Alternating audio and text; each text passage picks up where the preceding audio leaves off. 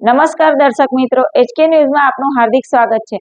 હું છું રશ્મિ દરજી। હવે જોઈએ આજના મુખ્ય સમાચાર। પાવાગઢ ખાતે રવિવારની રજાને દિવસે 2 લાખ કરતાં વધુ યાત્રિકો ઉમટ્યા। પ્રાપ્ત માહિતી મુજબ સુપ્રસિદ્ધ યાત્રાધામ પાવાગઢ ખાતે 51 શક્તિપીઠોમાંનું પૈકી એક શક્તિપીઠ ગણાતા યાત્રાધામ પાવાગઢ ખાતે રવિવારના રોજ 2 લાખ ઉપરાંત માઈ ભક્તો માતાજીના દર્શનાર્થે ઉમટી પડ્યા હતા।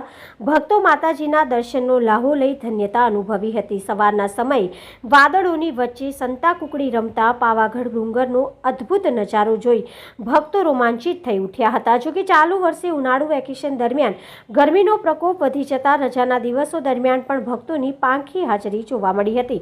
જોકે હાલમાં ચોમાસાની સિઝન શરૂ થતાં ઝરમર વરસી રહેલા વરસાદમાં પાવાગઢ ડુંગરનો આહલાદક નજારો માણવા માટે રજાના દિવસોમાં યાત્રાળુઓ મોટી સંખ્યામાં પાવાગઢ આવી રહ્યા છે, જેને લઈને મંદિર ટ્રસ્ટ દ્વારા નિજ મંદિર દ્વારા વહેલી સવારે 5 કલાકે ભક્તોના દર્શનાર્થે ખુલ્લા મૂકવામાં આવ્યા હતા।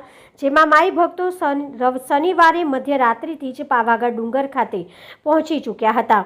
જ્યારે વહેલી સવારે નિજ મંદિરના દ્વાર ભક્તોના દર્શનાર્થ માટે ખુલ્લા મુકાતા મંદિર પરિસર ખાતે હાજર માઈ ભક્તો જય માતાજીના ભારે જયઘોષથી મંદિર પરિસર ગુંજી ઉઠ્યું હતું। જ્યારે ભક્તોએ શિસ્તબદ્ધ રીતે માતાજીના ચરણોમાં શીશ ઝુકાવી ધન્યતા અનુભવતા હતા।